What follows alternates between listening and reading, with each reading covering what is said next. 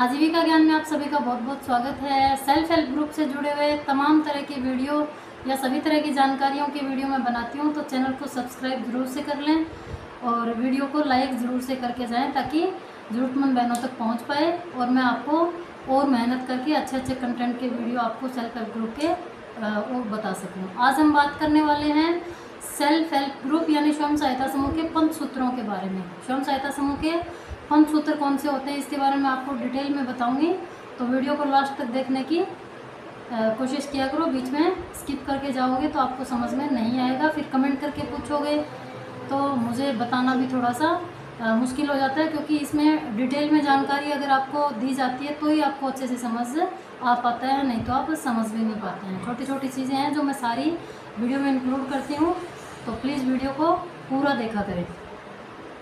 स्वयं सहायता समूह क्या है इसके बारे में थोड़ा सा जान लेते हैं, क्योंकि 5 सूत्र जानने से पहले हमें स्वयं सहायता समूह के बारे में भी पता होना चाहिए। स्वयं सहायता समूह महिलाओं के द्वारा महिलाओं के साथ मिलकर 10 से 15 महिलाओं को मिलाकर एक छोटा सा ग्रुप यानी समूह बनाया जाता है, जिसे SHG यानी सेल्फ हेल्प ग्रुप, जिसको हिंदी में स्वयं सहायता समूह बोलते हैं।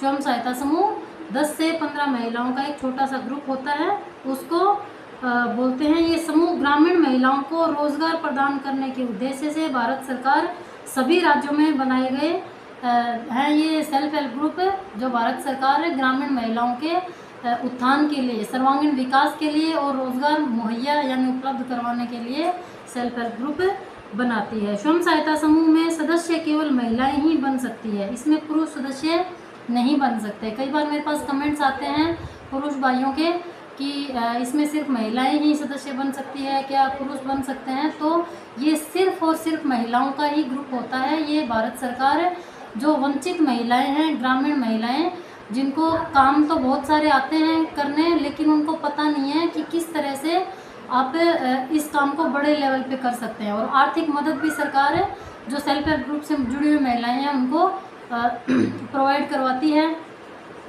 कई सारे फंड्स भारत सरकार, राज्य सरकार देती है। कई सारे फंड्स आपको बैंक लोन के रूप में दिए जाते हैं, और आपकी जो समूह की बचत होती है उससे आप 3-4 तरह की इसमें इनकम होती है, वो सारी इनकम यूज़ करके आप छोटे मोटे रोजगार कर सकते हैं। इसलिए भारत सरकार ने ये उपक्रम सिर्फ और सिर्फ महिलाओं के लिए ही ये प्लेटफॉर्म बनाया है। इसमें पुरुष सदस्य नहीं हो सकते, ये समूह सिर्फ महिलाओं के लिए ही बनाए जाते हैं। अब हम बात करेंगे स्वयं सहायता समूह को अच्छी तरीके से चलाने के लिए 5 सूत्रों का पालन करना जरूरी होता है, और वो 5 सूत्र कौन कौन से होते हैं। सबसे पहला 5 सूत्र होता है नियमित बैठक करना। नियमित बैठक करना यानी जो 10 से 12 महिलाओं का, किसी समूह में 10 सदस्य होते हैं, 10 से कम नहीं हो सकती, 11-12 जितने भी सदस्य हैं समूह में, वो सारी बहनें एक निश्चित साप्ताहिक बैठक करती है। साप्ताहिक यानी सोमवार को, मंगलवार को, बुधवार को वो खुद डिसाइड करती है कि कौन से वार को वो अपनी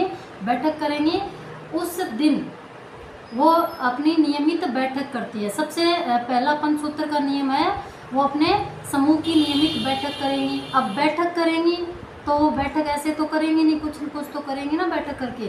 तो ये जो 5 सूत्र है ये सबसे ज़रूरी 5 सूत्र है समूह को चलाने के लिए। अगर आपके समूह में 5 सूत्रों में से अगर पहला 5 सूत्र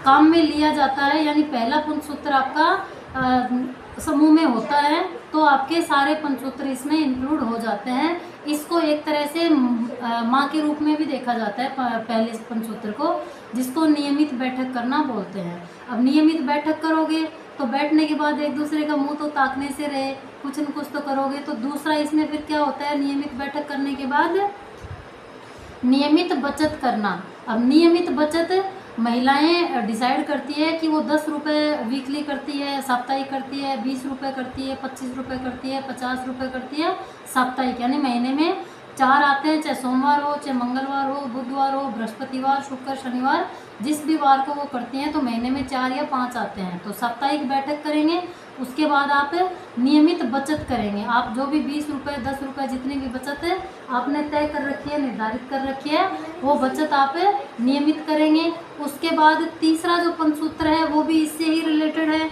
तीसरा, नियमित पैसों का लेन देन करना। अब बैठक कर ली, उसके बाद फिर आपने नियमित लेन देन कर लिया, नियमित बचत कर ली। बचत के बाद नियमित लेन देन करना। बचत मतलब जैसे आपने 25 रुपये, 30 रुपये, 50 रुपये, जो भी सभी बहनों ने 10 महिलाएं हैं 20-20 रुपये बचत करी, तो आपका कितना हो गया 200 रुपये। अब 200 रुपये का क्या करोगे? कुछ बहनों का ये भी कमेंट्स आता है कि उन पैसों का क्या करें। अब वो होता है नियमित लेन देन करना।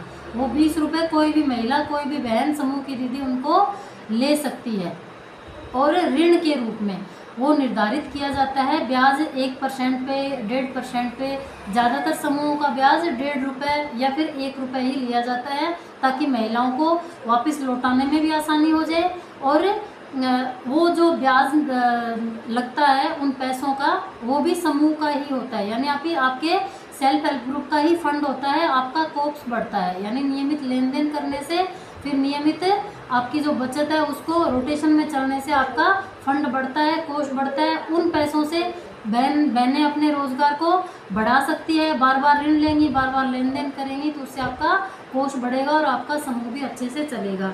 चौथा पंचसूत्र इसमें होता है कि लिया हुआ ऋण वापस करना, यानी पुनर्भुगतान करना। नियमित ऋण वापसी और पुनर्भुगतान, इसका मतलब ये हुआ कि जो आपने पिछले सप्ताह या फिर कंटिन्यू आप मीटिंग तो करते ही रहते हैं, आप लेन देन भी करते रहते हैं, तो ऋण वापसी यानी जितना आपने ऋण लिया उसकी कितनी किस्त आपने बांधी। जैसे आपने समूह से 5,000 रुपये ले रखा है या आपने 2,000 रुपये ले रखा है, तो आप ये लिखित में देती हैं समूह की बैठक में कि आप कितनी किस्तों में ये पैसा लौटाएंगे।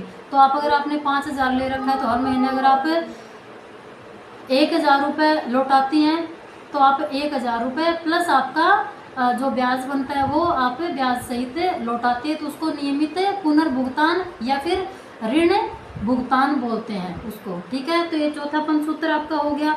फिर पांचवा, इसका सबसे इम्पोर्टेंट पंचसूत्र ये भी है, पहला और पांचवा सबसे इम्पोर्टेंट पंचसूत्र ये दो होते हैं और ये बीच वाले होते हैं वो अपने आप हो जाते हैं। अगर आपकी मॉनिटरिंग अच्छी है, समूह में जो अध्यक्ष सचिव कोषाध्यक्ष समूह में बनाए जाते हैं, इसके भी वीडियोस मैंने अलग से डाल रखे हैं, उनको भी देख सकते हो कि समूह में अध्यक्ष सचिव कोषाध्यक्ष कौन बन सकती हैं, कैसे उनका काम होता है, वो क्या काम करती है, तो उनका भी वीडियो आप चैनल पे जाकर देख सकते हैं।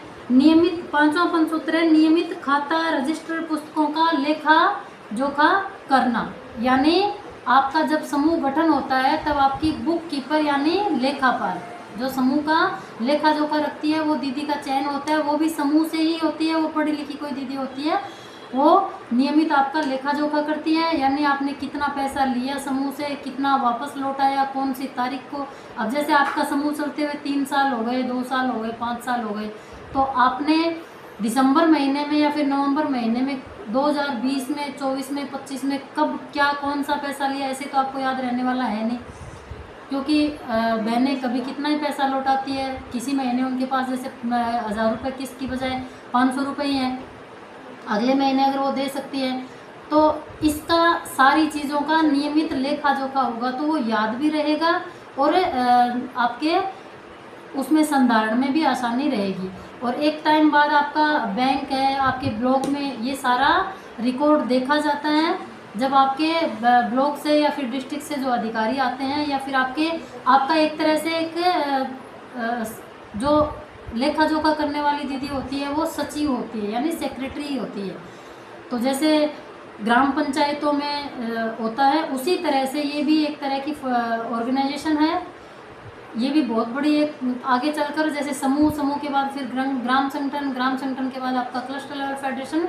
तो ये कोई छोटा काम नहीं है, सेल्फ हेल्प ग्रुप ये बहुत बड़ा संगठन है। स्टेप बाय स्टेप इसके भी मैंने कई सारे वीडियो बना रखे हैं और भी बनाकर बता दूंगी।